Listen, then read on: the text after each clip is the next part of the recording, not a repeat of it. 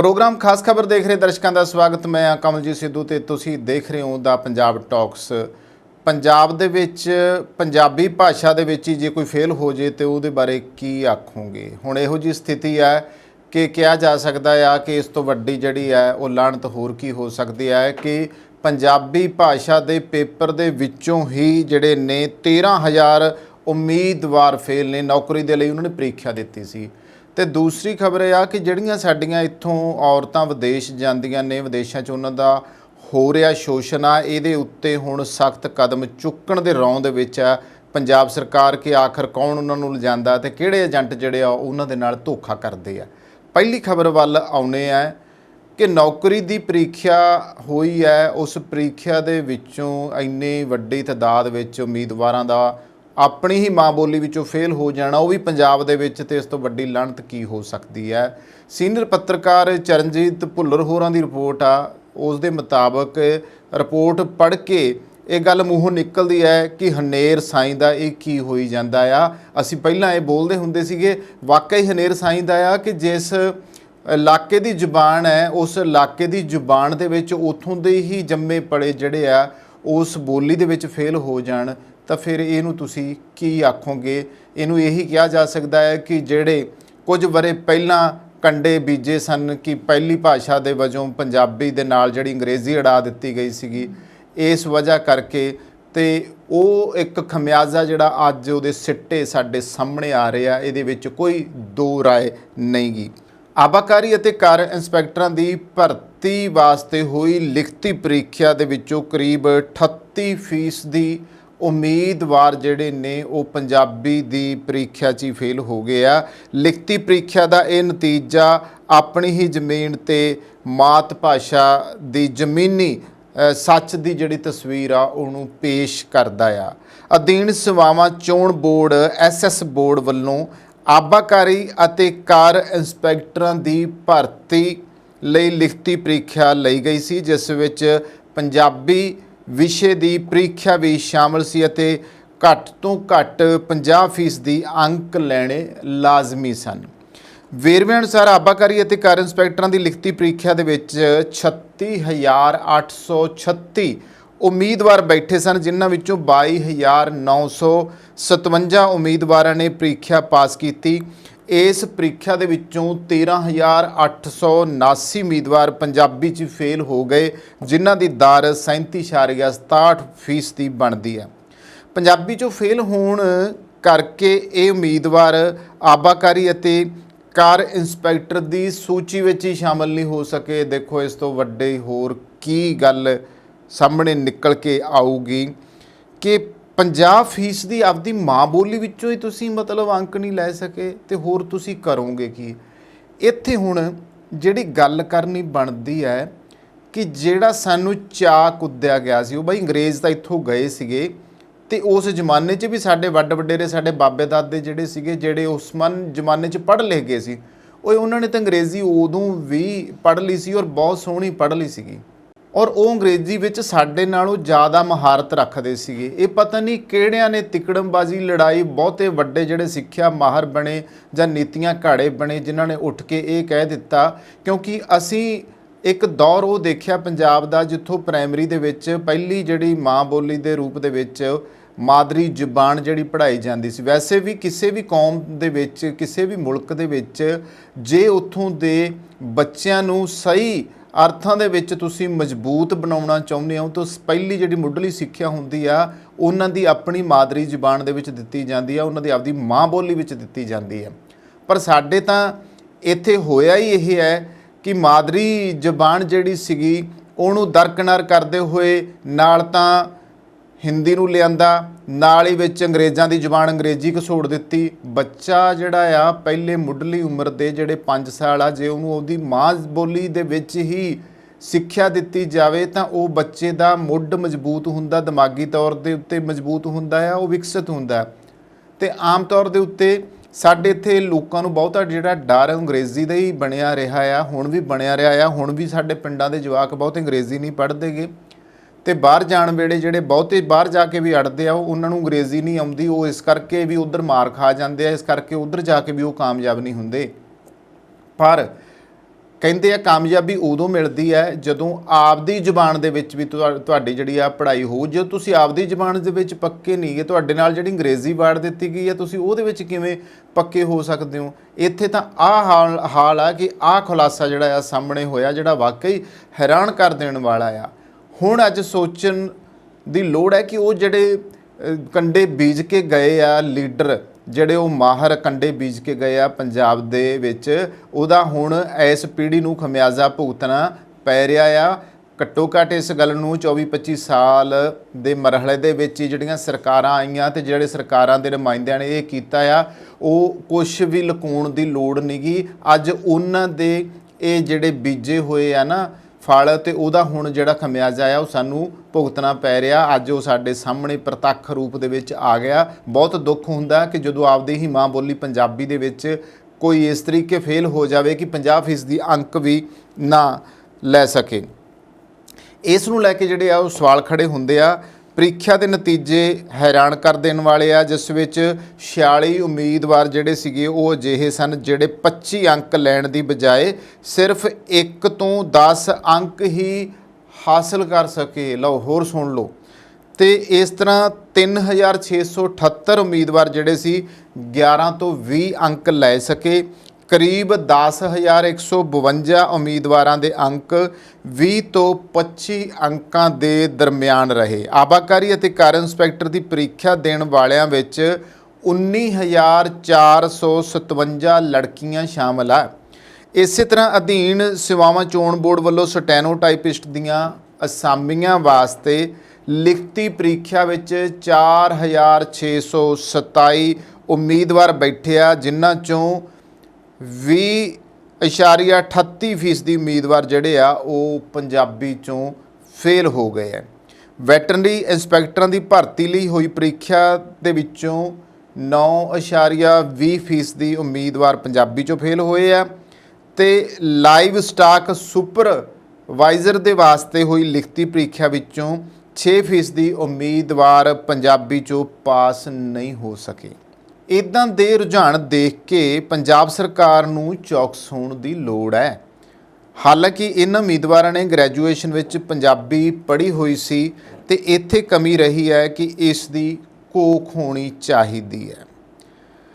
ਇੱਥੇ ਮੈਂ ਇੱਕ ਗੱਲ ਜ਼ਰੂਰ ਤੁਹਾਨੂੰ ਕਹਿਣੀ ਚਾਹੂੰਗਾ ਕਿ ਅੱਜ ਕੱਲ੍ਹ ਪੜ੍ਹੇ ਲਿਖੇ ਅਨਪੜ੍ਹ ਬਹੁਤ ਜ਼ਿਆਦਾ ਆ।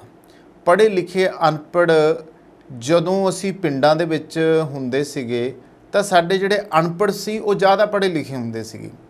ਉਹਨਾਂ ਅਨਪੜ੍ਹਾਂ ਦੇ ਕੋਲੋਂ ਤੁਸੀਂ ਹੀਰ ਦੇ ਛੰਦ ਸੁਣ ਸਕਦੇ ਸੀਗੇ। ਹੀਰ ਵਾਰਿਸ ਸ਼ਾਹ, ਕਈਆਂ ਨੂੰ ਉਹੀ ਜਵਾਨੀ ਯਾਦ ਆਉਂਦਾ ਹੁੰਦਾ ਸੀ। ਮਹਾਰਾਜ ਦੀ ਬਾਣੀ ਦੇ ਸਲੋਕਾਂ ਦੀ ਗੱਲ ਕਰ ਲਈਏ, ਉਹਨਾਂ ਨੂੰ ਜਵਾਨੀ ਯਾਦ ਹੁੰਦੇ ਸੀਗੇ। ਉਹਨਾਂ ਨੂੰ ਬਾਬੇ ਫਰੀਦ ਤੋਂ ਲੈ ਕੇ ਤੇ ਭਗਤ ਕਬੀਰ ਜੀ ਦੇ ਸਲੋਕ ਉੱਦਾਂ ਹੀ ਯਾਦ ਹੁੰਦੇ ਸੀਗੇ। ਉਹਨਾਂ ਨੂੰ ਬਾਣੀ ਦੇ ਵਿੱਚੋਂ ਤੁਕਾਂ ਆਮ ਹੀ ਰੱਟੀਆਂ ਪਈਆਂ ਹੁੰਦੀਆਂ ਸੀਗੀਆਂ। ਪਰ ਜੇ ਕਦੇ ਉਹਨਾਂ ਦੀ ਪੜ੍ਹਾਈ ਪੁੱਛ ਲਈਦੀ ਸੀ ਤੇ ਹੈਰਾਨੀ ਹੁੰਦੀ ਸੀ ਕਿ ਉਹ ਤਾਂ ਪੜ੍ਹੇ ਲਿਖੇ ਹੀ ਨਹੀਂ ਗੇ, ਉਹ ਤਾਂ ਅਨਪੜ੍ਹ ਆ। ਤੇ ਸਮਾਜ ਜਦੋਂ ਪੜ੍ਹਾਉਂਦਾ ਸੀਗਾ, ਜਦੋਂ ਸਮਾਜ ਤੋਂ ਉਹ ਸਿੱਖਦੇ ਸੀਗੇ, ਜਦੋਂ ਬੱਚਿਆਂ ਦੇ ਕੰਨਾਂ ਦੇ ਵਿੱਚ ਬਜ਼ੁਰਗ ਸਿਆਣੇ ਤੇ ਆਸੇ-ਪਾਸੇ ਸਮਾਜ ਦੇ ਉਹ ਸੁਹਿਰਦ ਨੇਕਸੀਰਤ ਲੋਕ ਉਹਨਾਂ ਦੇ ਕੰਨ ਬਲੇਲਾ ਪਾ ਦਿੰਦੇ ਸੀਗੇ ਤੇ ਉਹ ਫਿਰ ਅਗਲੀ ਜਿਹੜੀ ਪੀੜ੍ਹੀ ਆ ਉਹ ਭੁੱਲਦੀ ਨਹੀਂ ਸੀ ਹੁੰਦੀ। ਹੁਣ ਇਹ ਕੰਨ ਬਲੇਲਾ ਪਾਉਣ ਵਾਲੀ ਜਿਹੜੀ ਪੀੜ੍ਹੀ ਹੈ ਨਾ, ਉਹ ਪੀੜ੍ਹੀ ਖਤਮ ਹੋ ਗਈ ਆ। ਉਹ ਪੀੜ੍ਹੀ ਹੁਣ ਕੀ ਆਖੇ, ਕਿਉਂਕਿ ਉਸ ਪੀੜ੍ਹੀ ਦੀ ਤਾਂ ਹੁਣ ਨਵੀਂ ਪੀੜ੍ਹੀ ਸੁਣਨ ਨੂੰ ਜਿਹੜੀ ਆ ਊਂ ਹੀ ਚਾਲੂ ਹੋ ਗਈ। ਉਹਨਾਂ ਨੂੰ ਸੁਣਨਾ ਹੀ ਨਹੀਂ ਚਾਹੁੰਦੀ, ਉਹਨਾਂ ਦੀਆਂ ਗੱਲਾਂ ਹੀ ਭੁਲਾ ਦਿੱਤੀਆਂ ਗਈਆਂ। ਤੇ ਫਿਰ ਇਹ ਕਿਵੇਂ ਸਿੱਖਣਗੇ? ਇਸ ਕਰਕੇ ਹੁਣ ਦੇ ਜਿਹੜੇ ਪੜ੍ਹੇ ਲਿਖੇ ਆ ਉਹ ਜਾਹਿਲ ਹੋ ਗਿਆ, ਕਿਉਂਕਿ ਇਹਨਾਂ ਕੋਲੇ ਬਜ਼ੁਰਗਾਂ ਦੀਆਂ ਕਹਾਣੀਆਂ ਨਹੀਂ ਆ, ਇਹਨਾਂ ਕੋਲੇ ਉਹ ਲੋਕ ਕਥਾਵਾਂ ਨਹੀਂ ਹੈਗੀਆਂ, ਉਹ ਗੀਤ ਨਹੀਂ ਹੈਗੇ। ਚਾਹੇ ਉਹ ਮੁੰਡਾ ਆ ਚਾਹੇ ਉਹ ਕੁੜੀ ਆ, ਅੱਜ ਦੇ ਪੰਜਾਬ ਦੀ ਤਰਾਸਦਿਕ ਸਥਿਤੀ ਇਹ ਬਣੀ ਹੋਈ ਹੈ।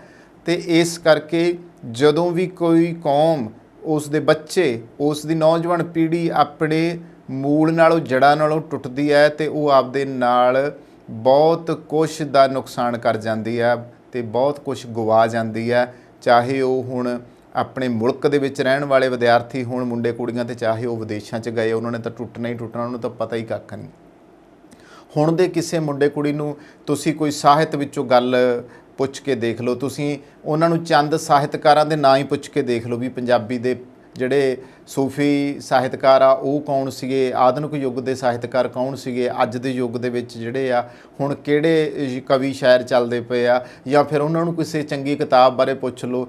ਮੈਨੂੰ ਨਹੀਂ ਲੱਗਦਾ ਕਿ ਕੁਛ ਆਟੇ 'ਚ ਲੂਣ ਦੇ ਬਰਾਬਰ ਨਵੀਂ ਪੀੜ੍ਹੀ ਦੇ ਜਿਹੜੇ ਬੱਚੇ ਆ ਉਹਨਾਂ ਦੇ ਵਿੱਚੋਂ ਕੋਈ ਦੱਸਣ ਵਾਲਾ ਹੋਵੇ, ਨਹੀਂ ਤਾਂ ਬਾਕੀਆਂ ਦਾ ਉਹੀ ਭਾਂਡਾ ਖਾਲੀ ਹੈ ਇਸ ਮਾਮਲੇ ਦੇ ਵਿੱਚ। ਕਿਉਂਕਿ ਝੋਲੀ ਦੇ ਵਿੱਚ ਜੇ ਵਿਰਸੇ 'ਚ ਕੁਛ ਪਿਆ ਹੋਊਗਾ ਤੇ ਅਸੀਂ ਅੱਗੇ ਦੱਸਾਂਗੇ, ਜੇ ਸਾਡੀਆਂ ਝੋਲੀਆਂ ਹੀ ਖਾਲੀ ਆ ਤੇ ਅਸੀਂ ਕਿਹਨੂੰ ਦੱਸੀਏ।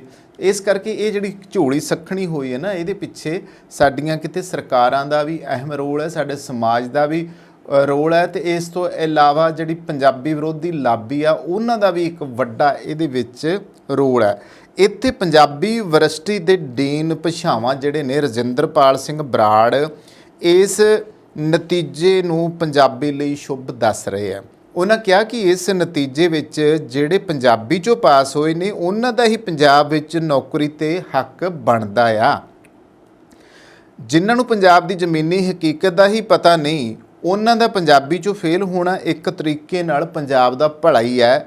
ਇਸ ਪੱਖੋਂ ਪੰਜਾਬ ਸਰਕਾਰ ਨੂੰ ਸ਼ਾਬਾਸ਼ ਦੇਣੀ ਬਣਦੀ ਹੈ। ਹੁਣ ਦੇਖੋ ਕੀ ਆਖੀਏ, ਕਿਹੜੀ ਸ਼ਾਬਾਸ਼ੀ ਆ, ਕਿਹੜੇ ਪਾਸੇ ਨੂੰ ਅਸੀਂ ਤੁਰੇ ਜਾ ਰਹੇ ਹਾਂ। ਇਹ ਕੀ ਹੋਇਆ ਆ, ਪੰਜਾਬੀ ਦੇ ਨਾਲ ਪੰਜਾਬੀ ਦੇ ਘਰ ਦੇ ਵਿੱਚ ਹੀ ਇੱਕ ਤਰ੍ਹਾਂ ਮਜ਼ਾਕ ਹੋ ਗਿਆ ਆ। ਇਹ ਮਜ਼ਾਕ ਨਹੀਂ ਤਾਂ ਹੋਰ ਕੀ ਹੈ। ਇੱਥੇ ਤਾਂ ਪੰਜਾਬੀ ਦੇ ਵਿੱਚ ਇੰਨੇ ਕੁ ਅੰਕ ਲੈ ਕੇ ਪਾਸ ਹੋਣਾ ਚਾਹੀਦਾ ਸੀਗਾ ਕਿ ਇੱਕ ਵਾਰੀ ਜਿਹੜਾ ਸੀਗਾ ਪਤਾ ਲੱਗਦਾ ਕਿ ਬਾਈ ਕਮਾਲ ਕਰਤੀ ਆ, ਕਿ ਪੰਜਾਬੀ ਬਾਰੇ ਇੰਨੀ ਨੌਲੇਜ ਸੀਗੀ। ਇਹ ਲੋਕ ਨੌਕਰੀਆਂ ਕੀ ਕਰਨਗੇ। ਔਰ ਇਹ ਸਥਿਤੀ ਜਿਹੜੀ ਆ ਸਾਡੇ ਸਕੂਲਾਂ ਤੋਂ ਲੈ ਕੇ ਕਾਲਜਾਂ ਤੇ ਕਾਲਜਾਂ ਤੋਂ ਲੈ ਕੇ ਯੂਨੀਵਰਸਿਟੀਆਂ ਤੱਕ ਆ। ਦੋਸਤੋ, ਨਿੱਜੀ ਰੂਪ ਦੇ ਵਿੱਚ ਕਿਉਂਕਿ ਲੰਬੇ ਅਰਸੇ ਤੋਂ ਮੈਂ ਪੱਤਰਕਾਰੀ ਨਾਲ ਜੁੜਿਆ ਹੋਇਆ, ਲੰਬੇ ਅਰਸੇ NGO ਸੈਕਟਰ ਦੇ ਵਿੱਚ ਡਰਾਮੇ, ਸਟੇਜ, ਥੀਏਟਰ ਬਹੁਤ ਕੁਝ ਕੀਤਾ। ਮੈਂ ਇੱਕ ਗੱਲ ਜ਼ਰੂਰ ਕਹਿਣੀ ਚਾਹੁੰਦਾ ਕਿ ਮੈਨੂੰ ਬਹੁਤ ਸਾਰੇ ਕਾਲਜਾਂ, ਯੂਨੀਵਰਸਿਟੀਆਂ ਦੇ ਵਿੱਚ ਜਾ ਕੇ ਲੈਕਚਰ ਦੇਣ ਦੇ ਵੱਖ-ਵੱਖ ਮੁੱਦਿਆਂ ਦੇ ਉੱਤੇ ਮੌਕੇ ਮਿਲੇ ਆ। ਮੈਂ ਹੈਰਾਨ ਹੁੰਦਾ ਸੀਗਾ ਕਿ ਇਹ ਜਿਹੜੀ ਨੌਜਵਾਨ ਪੀੜ੍ਹੀ ਸੀ ਜਿਨ੍ਹਾਂ ਨਾਲ ਮੇਰਾ ਰਾਬਤਾ ਰਹਿੰਦਾ ਸੀਗਾ, ਜਦੋਂ ਮੈਂ ਉਹਨਾਂ ਨਾਲ ਕੋਈ ਗੱਲਬਾਤ ਕਰਨੀ ਤੇ ਮੈਨੂੰ ਹੈਰਾਨੀ ਇਸ ਗੱਲ ਦੀ ਹੁੰਦੀ ਸੀ ਕਿ ਉਹ ਸੀ ਤਾਂ ਪੰਜਾਬ ਦੇ ਧੀਆਂ ਪੁੱਤ, ਪਰ ਬਹੁਤੀ ਵਾਰੀ ਉਹਨਾਂ ਨੂੰ ਪੰਜਾਬ ਦੇ ਬਾਰੇ ਪਤਾ ਹੀ ਨਹੀਂ ਸੀ ਹੁੰਦਾ, ਔਰ ਕਈ ਜਿਹੜੀਆਂ ਗੱਲਾਂ ਆ ਉਹ ਪੁੱਛਦੇ ਸੀ। ਤੇ ਹੁਣ ਦੀ ਨੌਜਵਾਨ ਜਿਹੜੀ ਪੀੜ੍ਹੀ ਹੈ, ਮੈਨੂੰ ਯਾਦ ਆ ਰਿਹਾ ਕਿ ਅੱਜ ਕੱਲ੍ਹ ਪੰਜਾਬੀ ਫਿਲਮਾਂ ਵਾਲੇ ਜਿਹੜੇ ਆ ਉਹ ਕੁਛ ਨਾ ਕੁਛ ਪੁਰਾਣਾ ਪੰਜਾਬ ਵਿਖਾਉਣ ਦੀਆਂ ਕੋਸ਼ਿਸ਼ਾਂ ਕਰਦੇ ਆ, ਪੰਜਾਬ ਦੀ ਉਹ ਪੁਰਾਣੀ ਬੋਲੀ ਦੇ ਸ਼ਬਦ ਅੱਗੇ ਲਿਆਉਣ ਦੀ ਕੋਸ਼ਿਸ਼ ਕਰਦੇ ਆ, ਤੇ ਉਹ ਜਿਹੜੀ ਬੋਲੀ ਆ ਹੁਣ ਨਵੀਂ ਪੀੜ੍ਹੀ ਦੇ ਉੱਤੋਂ ਦੀ ਟੱਪ ਜਾਂਦੀ ਹੈ। ਮੈਨੂੰ ਓਮ ਪ੍ਰਕਾਸ਼ ਗਾਸੋ ਜੀ ਚੇਤੇ ਆਉਂਦੇ ਆ, ਰਾਮ ਸਰੂਪ ਅਣਖੀ ਚੇਤੇ ਆਉਂਦੇ ਆ, ਪ੍ਰੋਫੈਸਰ ਗੁਰਦਿਆਲ ਸਿੰਘ ਚੇਤੇ ਆਉਂਦੇ ਆ, ਸ਼ਿਵਚਰਨ ਜੱਗੀ ਕੁੱਸੇ ਹੁਣੀ ਚੇਤੇ ਆਉਂਦੇ। ਇਹਨਾਂ ਦੇ ਜਦੋਂ ਤੁਸੀਂ ਨਾਵਲ ਪੜ੍ਹ ਲਓ ਨਾ, ਤੇ ਇਹਨਾਂ ਦੇ ਨਾਵਲਾਂ ਦੇ ਵਿੱਚ ਜਿਹੜੀ ਜ਼ੁਬਾਨ ਹੈ ਉਹ ਠੇਠ ਪੰਜਾਬੀ ਦੀ ਜ਼ੁਬਾਨ ਹੈ। ਤੇ ਇਸ ਤੋਂ ਬਾਅਦ ਜੇ ਅਸੀਂ ਸਭ ਤੋਂ ਵੱਡੇ ਮਹਾਕਵੀਆਂ ਦੀ ਗੱਲ ਕਰ ਲਈ ਜਾਵੇ, ਬਾਬਾ ਫਰੀਦ ਜੀ ਤੋਂ ਲੈ ਕੇ ਤੇ ਮੀਆਂ ਮੁਹੰਮਦ ਬਖਸ਼ ਦੀ ਅਸੀਂ ਗੱਲ ਕਰ ਲੈਂਦੇ ਹਾਂ, ਕਾਦਰ ਯਾਰ ਦੀ ਗੱਲ ਕਰ ਲੈਂਦੇ ਹਾਂ, ਹਾਸ਼ਮ ਸ਼ਾਹ ਦੀ ਗੱਲ ਕਰ ਲੈਂਦੇ ਹਾਂ, ਉਸ ਤੋਂ ਅਗਲੇ ਕਵੀਆਂ ਦੀ ਗੱਲ ਕਰ ਲੈਂਦੇ ਹਾਂ, ਭਾਈ ਵੀਰ ਸਿੰਘ ਤੱਕ ਦੀ ਗੱਲ ਕਰ ਲੈਂਦੇ ਹਾਂ, ਅੰਮ੍ਰਿਤਾ ਪ੍ਰੀਤਮ, ਪ੍ਰੋਫੈਸਰ ਮੋਹਨ ਸਿੰਘ ਤੇ ਫਿਰ ਸ਼ਿਵ ਕੁਮਾਰ ਬਟਾਲਵੀ ਆ। ਉਹਨਾਂ ਨੂੰ ਸਲਾਮ ਕਰਨ ਨੂੰ ਦਿਲ ਕਰਦਾ ਹੈ ਕਿ ਉਹ ਜੋ ਪੰਜਾਬੀ ਲਈ ਕਰ ਗਏ ਉਹ ਬਾ ਕਮਾਲ ਕਰ ਗਏ। ਓਮ ਪ੍ਰਕਾਸ਼ ਗਾਸੋ ਜੀ ਹੁਣਾਂ ਦੇ ਨਾਲ ਇੱਕ ਵਕੂਆ ਤੁਹਾਡੇ ਨਾਲ ਸਾਂਝਾ ਕਰਦਾ ਹਾਂ ਕਿ ਉਹਨਾਂ ਨਾਲ ਇੱਕ ਵਾਰੀ ਮੇਰੀ ਗੱਲਬਾਤ ਹੋ ਰਹੀ ਸੀਗੀ ਤੇ ਉਹਨਾਂ ਨੇ ਵੀ ਇਸ ਦੇ ਉੱਤੇ ਚਿੰਤਾ ਪ੍ਰਗਟ ਕੀਤੀ ਸੀ ਕਿ ਹੁਣ ਦੀ ਨੌਜਵਾਨ ਪੀੜ੍ਹੀ ਨੂੰ ਤਾਂ ਪਤਾ ਹੀ ਨਹੀਂਗਾ। ਕਿਉਂਕਿ ਜਿਹੜਾ ਮੈਂ ਫਿਲਮਾਂ ਵਾਲੀ ਗੱਲ ਕੀਤੀ ਆ, ਫਿਲਮਾਂ ਵੇਖਦੇ ਆ ਨਾ ਕਈ ਵਾਰੀ ਸਿਨੇਮਾ ਹਾਲ ਦੇ ਵਿੱਚ, ਜਦੋਂ ਹੁਣ ਅਸੀਂ ਮਲਟੀਪਲੈਕਸ ਵਿੱਚ ਜਾਂਦੇ ਹਾਂ ਤੇ ਜਦੋਂ ਇਹ ਪੁਰਾਣੀਆਂ ਅੰਦਾਜ਼ ਦੀਆਂ ਫਿਲਮਾਂ ਜਿਹੜੀਆਂ ਉਸ ਢਰਰੇ ਦੇ ਉੱਤੇ ਬਣਾਈਆਂ ਗਈਆਂ, ਜਦੋਂ ਉਹਦੇ ਬਾਰੇ ਕੋਈ ਸਵਾਲ ਖੜਾ ਹੁੰਦਾ ਤੇ ਵਿੱਚੋਂ ਹੀ ਸਿਨੇਮਾ ਦੇ ਵਿੱਚੋਂ ਜਿਹੜੇ ਬੈਠੀ ਹੁੰਦੀ ਨਾ ਆਡੀਅנס, ਨੌਜਵਾਨ ਪੀੜ੍ਹੀ ਦੇ ਜਵਾਕ ਜਿਹੜੇ ਆ ਉਹ ਇੱਕ ਦੂਜੇ ਨੂੰ ਪੁੱਛਦੇ ਯਾਰ ਕੀ ਬੋਲ ਗਿਆ, ਆ ਕੀ ਸ਼ਬਦ ਸੀਗਾ, ਕਿਉਂਕਿ ਪਤਾ ਹੀ ਕੱਖ ਨਹੀਂ ਗਾ। ਇਸ ਕਰਕੇ ਵੀ ਸਾਡੀ ਬੋਲੀ, ਸਾਡੀ ਜ਼ੁਬਾਨ, ਸਾਡੇ ਉਹਦੇ ਸ਼ਬਦ ਜਿਹੜੇ ਆ ਉਹ ਖੁਰਦੇ ਜਾ ਰਹੇ ਆ, ਨਵੀਂ ਪੀੜ੍ਹੀ ਨੂੰ ਪਤਾ ਨਹੀਂ, ਔਰ ਵਾਕਿਆ ਹੀ ਨਵੀਂ ਪੀੜ੍ਹੀ ਦੇ ਉੱਤੋਂ ਦੀ ਲੰਘਣ ਦੇ ਕਰਕੇ ਇਹ ਜਿਹੜੀ ਬੋਲੀ ਆ ਸਾਡੀ ਖੁਰਦੀ ਜਾ ਰਹੀ ਹੈ। ਸੋ ਇਹ ਜਿਹੜੀਆਂ ਤਰਾਸਦਿਕ ਸਥਿਤੀਆਂ ਆ ਇਹ ਇੰਨੀਆਂ ਕੁ ਜ਼ਿਆਦਾ ਹੋ ਚੁੱਕੀਆਂ ਆ ਪੰਜਾਬੀ ਦੇ ਪੱਖ 'ਚ ਅਗਰ ਗੱਲ ਕਰੀ ਜਾਵੇ ਤਾਂ ਨਵੀਂ ਪੀੜ੍ਹੀ ਦਾ ਇਹ 'ਚ ਦੋਸ਼ ਨਹੀਂ, ਦੋਸ਼ ਸਰਕਾਰਾਂ ਦਾ ਆ, ਦੋਸ਼ ਮਾਪਿਆਂ ਦਾ ਆ, ਜਿਨ੍ਹਾਂ ਨੇ ਅੰਗਰੇਜ਼ੀ ਸਕੂਲਾਂ ਦੇ ਵਿੱਚ ਆਪਦੇ ਜਵਾਕਾਂ ਨੂੰ ਪੜ੍ਹਾਉਣ ਦੀ ਜਿਹੜੀ ਆ ਉਹ ਸਭ ਤੋਂ ਪਹਿਲ ਕੀਤੀ ਆ। ਉਹਨਾਂ ਨੂੰ ਐਂ ਲੱਗਿਆ ਸੀ ਕਿ ਅੰਗਰੇਜ਼ੀ ਵਾਲੇ ਸਕੂਲਾਂ 'ਚ ਪੜ੍ਹ ਕੇ ਅਸੀਂ ਜਵਾਕਾਂ ਨੂੰ ਪਤਾ ਨਹੀਂ ਕੀ ਬਣਾ ਦੇਵਾਂਗੇ, ਪਰ ਅਫਸੋਸ ਹੈ ਗੱਲ ਤਾਂ ਅਖੀਰ ਤੇ ਜਦੋਂ ਸਰਕਾਰੀ ਨੌਕਰੀਆਂ ਲੈਣ ਦੀ ਆਉਣੀ ਆ, ਬੋਲੀ ਤਾਂ ਤੁਹਾਡੀ ਹੀ ਕੰਮ ਆਉਣੀ ਆ, ਉਹਦੇ ਵਿੱਚ ਪੁੱਛਿਆ ਤਾਂ ਤੁਹਾਡੀ ਬੋਲੀ ਬਾਰੇ ਹੀ ਜਾਣਾ ਆ। ਇਹ ਤਾਂ ਕਦੇ ਸੋਚਿਆ ਹੀ ਨਹੀਂ ਇਹਨਾਂ ਨੇ। ਤੇ ਹੁਣ ਜਦੋਂ ਆਹ ਚੀਜ਼ਾਂ ਸਾਹਮਣੇ ਆ ਰਹੀਆਂ ਤੇ ਹੁਣ ਭੁਗਤੋ ਫਿਰ ਖਮਿਆਜ਼ਾ। ਗੱਲ ਤਾਂ ਇਹ ਆ, ਜੇ ਤੁਸੀਂ ਆਪਦੀ ਮਾਂ ਬੋਲੀ ਨੂੰ ਤਲਾਂਜਲੀ ਦਿੱਤੀ ਆ ਤੇ ਫਿਰ ਅੱਜ ਉਸੇ ਦਾ ਖਮਿਆਜ਼ਾ ਜਿਹੜਾ ਤੁਹਾਨੂੰ ਭੁਗਤਣਾ ਪੈ ਰਿਹਾ। ਤਾਂ ਦਿੱਲੀ ਯੂਨੀਵਰਸਿਟੀ ਦੇ ਪੰਜਾਬੀ ਵਿਭਾਗ ਦੇ ਮੁਖੀ ਡਾਕਟਰ ਰਵੀ ਰਵਿੰਦਰ ਦਾ ਕਹਿਣਾ ਹੈ ਕਿ ਵੱਡੀ ਗਿਣਤੀ ਵਿੱਚ ਉਮੀਦਵਾਰਾਂ ਦੇ ਪੰਜਾਬੀ 'ਚੋਂ ਫੇਲ ਹੋਣ ਲਈ ਸਿੱਖਿਆ ਦੀ ਬੁਨਿਆਦ ਜ਼ਿੰਮੇਵਾਰ ਹੈ। ਕੋਈ ਸ਼ੱਕ ਨਹੀਂ, ਜਿਹੜੀ ਮੈਂ ਗੱਲ ਕਰ ਰਿਹਾ, ਪ੍ਰਾਇਮਰੀ ਪੱਧਰ ਤੇ ਪੰਜਾਬੀ ਭਾਸ਼ਾ ਨਾ ਠੀਕ ਤਰੀਕੇ ਨਾਲ ਸਿਖਾਈ ਜਾ ਰਹੀ ਹੈ, ਨਾ ਹੀ ਵਿਦਿਆਰਥੀਆਂ ਨੂੰ ਪੰਜਾਬੀ ਸਿੱਖਣ ਤੇ ਲਿਖਣ ਦਾ ਯਤਨ ਕਰਦੇ ਨੇ। ਤੇ ਉਚੇਰੀ ਸਿੱਖਿਆ ਹਾਸਲ ਕਰਨ ਵਾਲੇ ਬਹੁਤੇ ਵਿਦਿਆਰਥੀ ਸ਼ੁੱਧ ਪੰਜਾਬੀ ਲਿਖਣ ਤੋਂ ਕੋਰੇ ਹੁੰਦੇ ਨੇ। ਔਰ ਇੱਥੋਂ ਤੱਕ ਕਿ ਹੁਣ ਅੱਜ ਕੱਲ੍ਹ ਜੇ ਦੇਖਿਆ ਜਾਵੇ, ਇਹ ਪੜ੍ਹੇ ਲਿਖਿਆਂ ਦੀ ਇਹ ਪੀੜ੍ਹੀ ਦਾ ਹਾਲ ਤੁਸੀਂ ਸੋਸ਼ਲ ਮੀਡੀਆ ਉੱਤੇ ਵੀ ਦੇਖ ਸਕਦੇ ਹੋ। ਤੁਸੀਂ ਵੱਖ-ਵੱਖ ਚੱਲਦੇ ਚੈਨਲ ਵੀ ਦੇਖ ਸਕਦੇ ਹੋ ਜਿਨ੍ਹਾਂ ਦੇ ਵਿੱਚ ਇੰਨੀਆਂ ਕੁ ਪੰਜਾਬੀ ਦੀਆਂ ਗਲਤੀਆਂ ਹੁੰਦੀਆਂ ਆ ਕਿ ਹੈਰਾਨ ਰਹਿ ਜਾਈਦਾ ਕਿ ਇਹ ਪੱਤਰਕਾਰੀ ਕਰ ਰਹੇ ਆ। ਔਰ ਬਹੁਤੇ ਪੱਤਰਕਾਰਾਂ ਦੀ ਜਿਹੜੀ ਇਹ ਜ਼ਬਾਨ ਜਾਂ ਰਿਟਨ ਦੇ ਵਿੱਚ ਜਦੋਂ ਆਉਂਦਾ ਨਾ, ਉਹ ਪੜ੍ਹ ਕੇ ਹੈਰਾਨ ਰਹਿ ਜਾਈਦਾ ਕਿ ਇਹਨਾਂ ਨੂੰ ਪੰਜਾਬੀ ਲਿਖਣੀ ਨਹੀਂ ਆਉਂਦੀ। ਦੱਸੋ ਕੀ ਤੁਸੀਂ ਇਹਨਾਂ ਨੂੰ ਕਹੋਗੇ? ਤੇ ਜਿਹੜੀ ਜ਼ਬਾਨ ਅੱਜ ਕੱਲ੍ਹ ਪੱਤਰਕਾਰਤਾ ਵਿੱਚ ਵੀ ਵਰਤੀ ਜਾਂਦੀ ਹੈ, ਉਹਦੇ ਵਿੱਚ ਵੀ ਬਹੁਤੇ ਬੇਲੋੜੇ ਸ਼ਬਦ ਆ। ਅਸੀਂ ਤਾਂ ਹਜੇ ਮਹਿਲਾ ਹੀ ਨਹੀਂ ਛੱਡਿਆ ਗਾ। ਔਰਤ, ਜਨਾਨੀ, ਤੀਵੀਂ, ਤਰੀਮ ਤੇ ਸਾਡੇ ਕੋਲ ਇੰਨੇ ਸੋਹਣੇ ਸ਼ਬਦ ਆ, ਪਰ ਸਾਡੀ ਸਾਰੀ ਪੱਤਰਕਾਰੀ ਦਾ ਵੀ ਇਸ ਮਾਮਲੇ ਦੇ ਵਿੱਚ ਖਾਨਾ ਜਿਹੜਾ ਆ ਉਹ ਖਾਲੀ ਰਿਹਾ ਹੈ ਕਿ ਉਹ ਮਹਿਲਾ ਸ਼ਬਦ ਦੇ ਉੱਤੇ ਹੀ ਅੜੇ ਹੋਏ ਆ। ਹੁਣ ਇਸ ਕਰਕੇ ਜਿੰਨੇ ਸੋਹਣੇ ਲਫ਼ਜ਼ ਆ ਸੀ ਉਸ 'ਤੇ ਆਉਂਦੇ ਹੀ ਨਹੀਂਗੇ। ਕਰੀਏ ਕਿ ਹੁਣ ਅਸੀਂ ਮਰਦ ਔਰਤ ਕਿੰਨਾ ਸੋਹਣਾ ਲਫ਼ਜ਼ ਆ। ਜਦੋਂ ਪਤਾ ਕਿ ਮਰਦ ਦਾ ਜਿਹੜਾ ਉਲਟਾ ਹੈ ਉਹ ਔਰਤ ਆ, ਤੇ ਫਿਰ ਉੱਥੇ ਇਸਤਰੀ ਵੀ ਲੱਗ ਸਕਦਾ ਆ। ਉੱਥੇ ਮਹਿਲਾ ਸ਼ਬਦ ਕਿਉਂ? ਉਹੀ ਹਿੰਦੀ 'ਚ, ਉਹੀ ਪੰਜਾਬੀ 'ਚ ਸਾਨੂੰ ਕੁਛ ਪਤਾ ਨਹੀਂ ਲੱਗਦਾ। ਤੇ ਇਸੇ ਤਰ੍ਹਾਂ ਬਹੁਤ ਸਾਰੇ ਲਫ਼ਜ਼ ਜਿਹੜੇ ਆ ਜਿਸ ਕਰਕੇ ਪੰਜਾਬੀ ਦਾ ਮੂੰਹ ਮੁਹਾਂਦਰਾ ਵਿਗੜ ਰਿਹਾ। ਪਰ ਆਹ ਜਿਹੜੀ ਸਥਿਤੀ ਸਾਹਮਣੇ ਆਈ ਆ, ਇਹ ਵਾਕਿਆ ਹੀ ਚਿੰਤਾ ਦਾ ਵਿਸ਼ਾ ਹੈ। ਇਸ ਦੇ ਬਾਰੇ ਪੰਜਾਬੀਆਂ ਨੂੰ ਵੀ ਸੋਚਣਾ ਪਊ ਤੇ ਪੰਜਾਬ ਸਰਕਾਰ ਨੂੰ ਵੀ ਸੋਚਣਾ ਪਊਗਾ। ਅਗਲੀ ਖਬਰ ਵੱਲ ਆਉਂਦੇ ਆ ਜੀ। ਵਿਦੇਸ਼ਾਂ ਦੇ ਵਿੱਚ ਪੰਜਾਬੀ ਔਰਤਾਂ ਦਾ ਹੋ ਰਿਹਾ ਸ਼ੋਸ਼ਣ। ਦਿਲ ਕੰਬਾਉਣ ਵਾਲੀਆਂ ਰਿਪੋਰਟਾਂ ਸਾਹਮਣੇ ਆਈਆਂ ਨੇ। ਐਕਸ਼ਨ ਮੋਡ ਦੇ ਵਿੱਚ ਜਿਹੜੀ ਆ ਪੰਜਾਬ ਸਰਕਾਰ ਆ ਚੁੱਕੀ ਆ। ਇਹ ਜਿਹੜਾ ਪੰਜਾਬ ਦੀਆਂ ਔਰਤਾਂ ਹੈ ਨਾ, ਜਿੱਥੇ ਹੁਣ ਬਹੁਤੇ ਮੁੰਡੇ, ਬਹੁਤੇ ਮਰਦ ਚਿਰਾਂ ਪਹਿਲਾਂ ਹੀ 19ਵੀਂ ਸਦੀ ਦੇ ਸ਼ੁਰੂਆਤ ਦੀ ਅਸੀਂ ਗੱਲ ਕਰ ਲੈਂਦੇ ਹਾਂ, ਉਦੋਂ ਪਹਿਲਾਂ ਬਹੁਤਾ ਬੰਦਿਆਂ ਦਾ ਜਾਣਾ ਸੀਗਾ। ਫਿਰ ਆਹ ਜਿਹੜਾ 90 ਤੋਂ ਬਾਅਦ ਦਾ ਦਹਾਕਾ ਆ, ਉਦੋਂ ਬਾਅਦ ਫਿਰ ਨੌਜਵਾਨ ਜਿਹੜੇ ਮੁੰਡੇ ਸੀਗੇ, ਵਿਦਿਆਰਥੀਆਂ ਦੇ ਰੂਪ ਸੀਗੇ, ਉਹਨਾਂ ਦਾ ਬਾਹਰ ਜਾਣਾ ਵਧਿਆ। ਪਰ ਇਹਦੇ ਨਾਲ ਹੀ ਵੱਧ ਗਿਆ ਜਿਹੜੇ ਵਿਦੇਸ਼ਾਂ ਦੀ ਧਰਤੀ ਉੱਤੇ ਕੁੜੀਆਂ ਦਾ ਜਾਣਾ, ਤੇ ਕੁੜੀਆਂ ਦੇ ਨਾਲ ਜਿਹੜੀਆਂ ਔਰਤਾਂ ਜਿਹੜੀਆਂ ਜਾਂਦੀਆਂ। ਕੁੜੀਆਂ ਤਾਂ ਚਲੋ ਪੜ੍ਹਨ ਵਾਸਤੇ ਗਈਆਂ, ਔਰਤਾਂ ਉੱਥੇ ਆਪਦੇ ਕੰਮਕਾਰ ਲੱਭਣ ਜਾਂਦੀਆਂ, ਲੇਬਰ ਕਰਨ ਜਾਂਦੀਆਂ, ਮਜ਼ਦੂਰੀ ਕਰਨ ਜਾਂਦੀਆਂ। ਔਰ ਉਹ ਵੀ ਚਾਹੁੰਦੀਆਂ ਕਿ ਘਰ ਜਿਹੜੇ ਆ ਸਾਡੇ ਵਧੀਆ ਚੱਲ ਜਾਣ, ਘਰ ਦੀ ਗਰੀਬੀ ਦੂਰ ਹੋ ਜੇ, ਉੱਥੇ ਜਾ ਕੇ ਅਸੀਂ ਕੰਮਕਾਰ ਕਰੀਏ।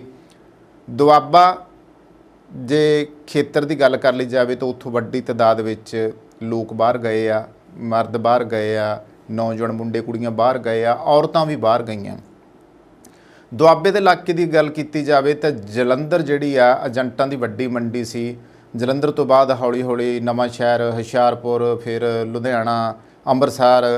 ਅੱਜ ਤਾਂ ਕੋਈ ਸ਼ਹਿਰ, ਕੋਈ ਕਸਬਾ ਹੀ ਖਾਲੀ ਨਹੀਂ ਜਿੱਥੇ ਏਜੰਟ ਨਹੀਂ ਬੈਠੇ, ਕਮਿਸ਼ਨ ਏਜੰਟ ਨਹੀਂ ਬੈਠੇ। ਜਾਂ ਫਿਰ ਜਿਹੜੇ ਟਰੈਵਲ ਏਜੰਟ ਆ ਉਹਨਾਂ ਦੀ ਗੱਲ ਕਰ ਲਈ ਜਾਵੇ ਕਿ ਉਹ ਵੱਡੇ ਪੱਧਰ ਦੇ ਉੱਤੇ ਉਹਨਾਂ ਨੇ ਆਪਣੀਆਂ ਏਜੰਸੀਆਂ ਖੋਲ੍ਹੀਆਂ ਹੋਈਆਂ ਤੇ ਵੱਡੇ ਵੱਡੇ ਬੋਰਡ ਲਾਏ ਆ, ਵੱਡੀਆਂ ਵੱਡੀਆਂ ਮਸ਼ਹੂਰੀਆਂ ਲਾਈਆਂ ਜਾਂਦੀਆਂ। ਲੋਕ ਇਹਨਾਂ ਦੇ ਪਛਲਾਵੇ ਵਿੱਚ ਆ ਜਾਂਦੇ ਆ, ਇਹਨਾਂ 'ਤੇ ਵਿਸ਼ਵਾਸ ਕਰ ਲੈਂਦੇ ਆ। ਵਿਸ਼ਵਾਸ ਦਾ ਸਿੱਟਾ ਇਹ ਨਿਕਲਦਾ ਹੈ ਕਿ ਬਾਅਦ ਵਿੱਚ ਕੁਛ ਤਾਂ ਤਣ ਪੱਤਣ ਲੱਗ ਜਾਂਦੇ ਆ, ਬਾਕੀ ਰਾਹਾਂ 'ਚ ਰੁਲਦੇ ਰਹਿ ਜਾਂਦੇ ਆ। ਜਾਂ ਫਿਰ ਔਰਤਾਂ ਆ ਉਹ ਫਿਰ ਮੰਡੀ ਦੀ ਵਸਤੂ ਬਣ ਕੇ ਰਹਿ ਜਾਂਦੀਆਂ। ਬਹੁਤੀਆਂ ਔਰਤਾਂ ਨਾਲ ਹੋਇਆ। ਅਸੀਂ ਦੇਖਦੇ ਹਾਂ ਅਰਬ ਦੇਸ਼ਾਂ ਦੇ ਵਿੱਚ ਬਹੁਤੀਆਂ ਔਰਤਾਂ ਇਹਨਾਂ ਏਜੰਟਾਂ ਨੇ ਸ਼ੇਖਾਂ ਦੇ ਚੁੰਗਲ ਵਿੱਚ ਫਸਾਈਆਂ ਹੋਈਆਂ। ਦੁਬਈ ਦੇ ਜਿਹੜੇ ਵੱਡੇ ਧਨਾੜ ਆ ਉਹਨਾਂ ਦੇ ਚੁੰਗਲ ਦੇ ਵਿੱਚ ਫਸਾਈਆਂ ਹੋਈਆਂ। ਕਈਆਂ ਨੂੰ ਉਹਨਾਂ ਨੇ ਆਪਦੇ ਘਰਾਂ ਦੇ ਵਿੱਚ ਬੰਧੂਆ ਮਜ਼ਦੂਰ ਬਣਾ ਕੇ ਰੱਖਿਆ ਹੋਇਆ, ਤੇ ਕਈਆਂ ਨੂੰ ਉਹਨਾਂ ਨੇ ਦੇਹ ਵਪਾਰ ਦੇ ਧੰਦਿਆਂ ਦੇ ਵਿੱਚ ਧੱਕਿਆ ਹੋਇਆ ਆ, ਕਿਉਂਕਿ ਉਹਨਾਂ ਤੋਂ ਉਹ ਸ਼ੇਖ ਜਿਹੜੇ ਆ ਕਮਾਈ ਕਰਦੇ ਆ। ਔਰ ਆਮ ਤੌਰ 'ਤੇ ਹੁੰਦਾ ਕੀ ਆ ਕਿ ਜਿਹੜੇ ਏਜੰਟ ਦੇ ਜ਼ਰੀਏ ਜਿਹੜੇ ਮੁਲਕ ਤੱਕ ਉਹ ਔਰਤ ਗਈ ਹੁੰਦੀ ਆ, ਬਜਾਏ ਉਸ ਨੂੰ ਉੱਥੋਂ ਗਾਂਹ ਦੀ ਗਾਂਹ ਤੇ ਪਤਾ ਹੀ ਨਹੀਂ ਕਿੱਥੇ ਦੀ ਕਿੱਥੇ ਪਹੁੰਚਾ ਦਿੱਤਾ ਜਾਂਦਾ ਆ। ਪਿਛਲੇ ਕੁਝ ਸਾਲਾਂ ਤੋਂ ਅਜਿਹੀਆਂ ਵਿਦੇਸ਼ਾਂ ਵਿੱਚ ਧੱਕੇਸ਼ਾਹੀ ਦੀਆਂ ਸ਼ਿਕਾਰ ਹੋਈਆਂ ਔਰਤਾਂ ਦੀਆਂ ਕਹਾਣੀਆਂ ਸਾਡੇ ਸਾਹਮਣੇ ਆਈਆਂ, ਤੇ ਇਸ ਸਾਲ ਦੇ ਵਿੱਚ ਵੀ ਬਹੁਤ ਸਾਰੀਆਂ ਜਿਹੜੀਆਂ ਆ ਔਰਤਾਂ ਦੀਆਂ ਕਹਾਣੀਆਂ ਸਾਡੇ ਸਾਹਮਣੇ ਆਈਆਂ ਨੇ।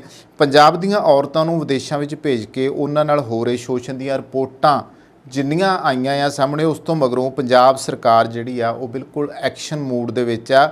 ਇਸ ਮਾਮਲੇ ਨੂੰ ਸੂਬਾ ਸਰਕਾਰ ਵੱਲੋਂ ਗੰਭੀਰਤਾ ਦੇ ਨਾਲ ਲਿਆ ਜਾ ਰਿਹਾ। ਵਿਦੇਸ਼ਾਂ ਵਿੱਚ ਪੰਜਾਬੀ ਔਰਤਾਂ ਦੇ ਹੋ ਰਹੇ ਸ਼ੋਸ਼ਣ ਨੂੰ ਰੋਕਣ ਲਈ ਸੂਬਾ ਸਰਕਾਰ ਵੱਲੋਂ ਰਾਜ ਪੱਧਰੀ ਪਾਲਿਸੀ ਉਲੀਕੀ ਜਾਵੇਗੀ। ਇਸ ਲਈ ਪੀੜਤਾਂ ਨਾਲ ਜਲੰਧਰ ਵਿਖੇ ਜੋ ਦਿਨ ਮਿੱਥਿਆ ਗਿਆ ਆ 11 ਜੂਨ ਨੂੰ ਸਮਾਜਿਕ ਸੁਰੱਖਿਆ, ਇਸਤਰੀ ਤੇ ਬਾਲ ਵਿਕਾਸ ਵਿਭਾਗ ਮੰਤਰੀ ਡਾਕਟਰ ਬਲਜੀਤ ਕੌਰ ਦੀ ਪ੍ਰਧਾਨਗੀ ਹੇਠ ਵਿਚਾਰ ਚਰਚਾ ਕੀਤੀ ਜਾਊਗੀ।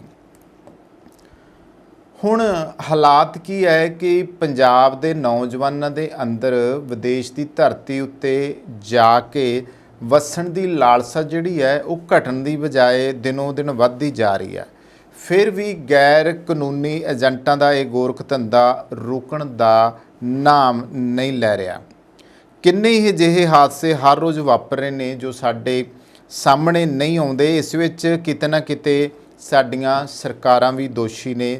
ਪੰਜਾਬ ਹੁਣ ਇਸ ਕੰਮ ਦਾ ਹੱਬ ਬਣ ਚੁੱਕਿਆ ਆ। ਵਿਦੇਸ਼ ਜਾ ਕੇ ਉੱਥੇ ਡਾਲਰਾਂ ਪਾਉਂਡਾਂ ਦੇ ਝੋਲੇ ਭਰਨ ਦਾ ਫੋਕਾ ਸੁਪਨਾ ਸਾਡੇ ਨੌਜਵਾਨ ਆਪਣੇ ਦਿਲਾਂ ਦੇ ਵਿੱਚ ਸਮੋਈ ਬੈਠੇ ਆ। ਉਹ ਕਿਸੇ ਨਾ ਕਿਸੇ ਤਰੀਕੇ ਵਿਦੇਸ਼ ਦੀ ਧਰਤੀ ਉੱਤੇ ਪਹੁੰਚਣ ਦੀਆਂ ਤਕਰੀਬਾਂ ਜਿਹੜੀਆਂ ਆ ਉਹ ਹਰ ਵਕਤ ਘਟਦੇ ਰਹਿੰਦੇ ਆ। ਨਿੱਤ ਦਿਨ ਖੁੰਬਾਂ ਵਾਂਗ ਉੱਗ ਰਹੇ ਕੱਚ ਘਰੜ ਖੁਦ ਗਰਜ ਟਰੈਵਲ ਏਜੰਟਾਂ ਦੇ ਧੱਕੇ ਚੜ੍ਹ ਕੇ ਇਹ ਨੌਜਵਾਨ ਲੱਖਾਂ ਰੁਪਏ ਏਜੰਟਾਂ ਨੂੰ ਦੇ ਕੇ ਕਿਸੇ ਵੀ ਜਾਇਜ਼ ਨਜਾਇਜ਼ ਤਰੀਕੇ ਨੂੰ ਅਪਣਾਉਂਦੇ ਹੋਏ ਵਿਦੇਸ਼ ਜਾਣ ਲਈ ਆਪਣੀ ਜਾਨ ਜੋਖਮ ਵਿੱਚ ਪਾਉਣ ਤੋਂ ਨਹੀਂ ਡਰਦੇ। ਹੁਣ ਤਾਂ ਇਹਨਾਂ ਨੌਜਵਾਨਾਂ ਵਾਂਗੂ ਸਾਡੀਆਂ ਪੰਜਾਬੀ ਕੁੜੀਆਂ ਵੀ ਇਹੀ ਰਸਤਾ ਅਪਣਾਉਣ ਤੋਂ ਗੁਰੇਜ਼ ਨਹੀਂ ਕਰ ਰਹੀਆਂ। ਫਲਸਰੂਪ ਹੁੰਦਾ ਕੀ ਹੈ ਕਿ ਬਹੁਤ ਸਾਰੀਆਂ ਕੁੜੀਆਂ ਇਹਨਾਂ ਧੋਖੇਬਾਜ਼ ਏਜੰਟਾਂ ਦਾ ਸ਼ਿਕਾਰ ਹੋ ਕੇ ਫਿਰ ਇਹੋ ਜਿਹੀ ਜਗ੍ਹਾ ਦੇ ਉੱਤੇ ਜਾ ਫਸਦੀਆਂ ਆ ਜਿੱਥੋਂ ਅੱਧੀਆਂ ਤਾਂ ਪਤਾ ਹੀ ਨਹੀਂ ਕਿੱਧਰ ਚਲੀਆਂ ਗਈਆਂ ਤੇ ਬਾਕੀ ਜਿਹੜੀਆਂ ਆਈਆਂ ਆ ਉਹ ਜਿਹੜੀਆਂ ਸਥਿਤੀਆਂ ਨੂੰ ਦੱਸਦੀਆਂ ਉਹ ਸੁਣ ਕੇ ਤਾਂ ਇੱਕ ਵਾਰੀ ਲੂੰ ਕੰਡੇ ਖੜੇ ਹੋ ਜਾਂਦੇ ਆ।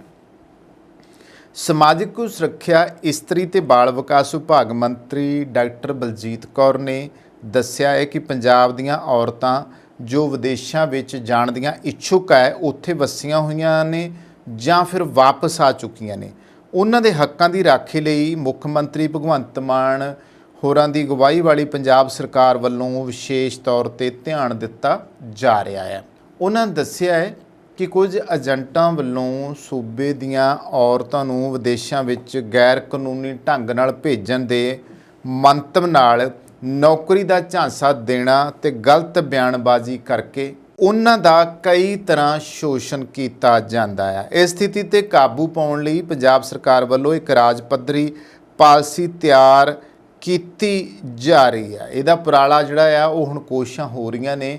ਮੈਂ ਇੱਥੇ ਦੱਸ ਦੇਣਾ ਚਾਹੂੰਗਾ ਕਿ ਪਿਛਲੇ ਦਿਨੀ ਵੈਸੇ ਤਾਂ ਕਈ ਰਿਪੋਰਟਾਂ ਸਾਹਮਣੇ ਆਉਂਦੀਆਂ ਆ। ਪਿਛਲੇ ਦਿਨੀ ਵੀ ਇੱਕ ਲੜਕੀ ਜਿਹੜੀ ਸੀਗੀ ਉਸ ਦੀ ਰਿਪੋਰਟ ਆਈ ਕਿ ਕਿਸ ਤਰੀਕੇ ਉਹ ਆਪਦੇ ਘਰ ਦੀ ਗਰੀਬੀ ਕੱਢਣ ਦੇ ਲਈ ਇੱਥੋਂ ਆਪਦਾ ਗਹਿਣਾ ਗੱਟਾ ਵੇਚ ਕੇ ਕੁਝ ਪੈਸੇ ਰਿਸ਼ਤੇਦਾਰਾਂ ਦੇ ਕੋਲੋਂ ਮਾਪਿਆਂ ਨੇ ਉਹਦੇ ਉਧਾਰ ਫੜੇ ਤੇ ਫੜ ਕੇ ਉਸ ਕੁੜੀ ਨੂੰ ਟਰੈਵਲ ਏਜੰਟ ਦੇ ਆਖੇ ਲੱਗ ਕੇ ਦੁਬਈ ਭੇਜ ਦਿੱਤਾ।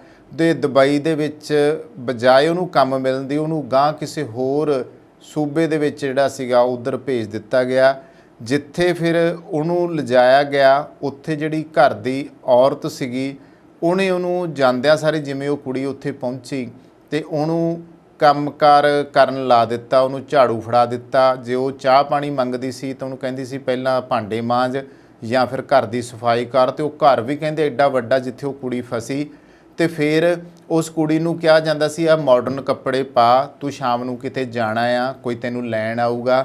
ਉਸ ਕੁੜੀ ਨੂੰ ਜਦੋਂ ਹਕੀਕਤ ਪਤਾ ਲੱਗੀ ਤੇ ਉਸ ਕੁੜੀ ਨੇ ਬਥੇਰਾ ਇਸ ਗੱਲ ਦਾ ਰੌਲਾ ਪਾਇਆ, ਕੁਛ ਨਾ ਕੁਛ ਉਹ ਇਦਾਂ ਕਰਦੀ ਰਹੀ ਆ। ਪਰ ਫਿਰ ਕੋਈ ਉਹਦਾ ਕੋਈ ਕਜ਼ਨ ਹੀ ਉੱਧਰ ਬਾਹਰ ਗਿਆ ਹੋਇਆ ਸੀ, ਉਹਨੇ ਕਿਤੇ ਇੱਕ ਦਿਨ ਚੋਰੀਓਂ ਫੋਨ ਦੇ ਉੱਤੇ ਉਹਨੂੰ ਦੱਸਤੀ ਵੀ ਮੇਰੇ ਨਾਲ ਆਹ ਕੁਛ ਇੱਥੇ ਇਹ ਕਰ ਰਹੇ ਆ, ਮੈਨੂੰ ਜਿੱਥੇ ਭੇਜਿਆ ਗਿਆ ਸੀ ਉਹਦੀ ਬਜਾਏ ਮੈਨੂੰ ਕਿਤੇ ਹੋਰ ਭੇਜ ਦਿੱਤਾ ਆ। ਤੇ ਹੈਰਾਨੀ ਇਹ ਹੋਈ ਕਿ ਚਲੋ ਕੁੱਲ ਮਿਲਾ ਕੇ ਉਹ ਜਿਹੜਾ ਕਜ਼ਨ ਸੀ ਉਹਨੇ ਉਹਨੂੰ ਸਪੋਰਟ ਕੀਤੀ ਤੇ ਉਹ ਉੱਥੋਂ ਉਹਨਾਂ ਦੇ ਚੁੰਗਲ ਵਿੱਚੋਂ ਬਚ ਨਿਕਲੀ। ਫਿਰ ਇੱਧਰ ਇੰਡੀਆ ਵਿੱਚ ਕਿਸੇ ਪਿੰਡ ਦੇ ਸਰਪੰਚ ਨੌਜਵਾਨ ਮੁੰਡੇ ਦੇ ਨਾਲ ਉਸ ਕੁੜੀ ਦਾ ਕਿਤੇ ਫੇਸਬੁੱਕ ਦੇ ਉੱਤੇ ਉਹਨੂੰ ਵੀ ਸੁਨੇਹਾ ਭੇਜਿਆ। ਪਤਾ ਨਹੀਂ ਕਿਵੇਂ ਉਹਦਾ ਰਾਬਤਾ ਜੁੜ ਗਿਆ। ਗਾਂ ਉਹ ਮੁੰਡਾ ਚੰਗਾ ਸੀ ਸਰਪੰਚ, ਉਹਨੇ ਉਹਦੀ ਬਾਂਹ ਫੜੀ, ਉਹਨੇ ਟਿਕਟ ਦਾ ਜਿਹੜਾ ਸਾਰਾ ਪੈਸਾ ਸੀ ਉਹ ਖਰਚ ਕੀਤਾ। ਉਹ ਕੁੜੀ ਇੱਦਾਂ ਉੱਥੋਂ ਨਿਕਲ ਕੇ ਏਅਰਪੋਰਟ ਤੱਕ ਪਹੁੰਚ ਗਏ ਤਾਂ ਉੱਥੋਂ ਹੀ ਇੰਡੀਆ ਆਈ, ਅੰਮ੍ਰਿਤਸਰ ਏਅਰਪੋਰਟ 'ਤੇ ਉਹ ਉਤਰੀ ਤਾਂ ਜਾ ਕੇ ਉਹਦੀ ਖਲਾਸੀ ਹੋਈ। ਉਹ ਕੁੜੀ ਹਜੇ ਵੀ ਉਹ ਵੇਲਾ ਯਾਦ ਕਰਕੇ ਜਿਹੜਾ ਉਹਨਾਂ ਦਿਨਾਂ ਦਰਮਿਆਨ ਉਹਦੇ ਨਾਲ ਜੋ ਕੁਛ ਬੀਤਿਆ ਆ ਉਹ ਦੱਸਦੀ ਹੋਈ ਰੋਣ ਲੱਗ ਪਈ।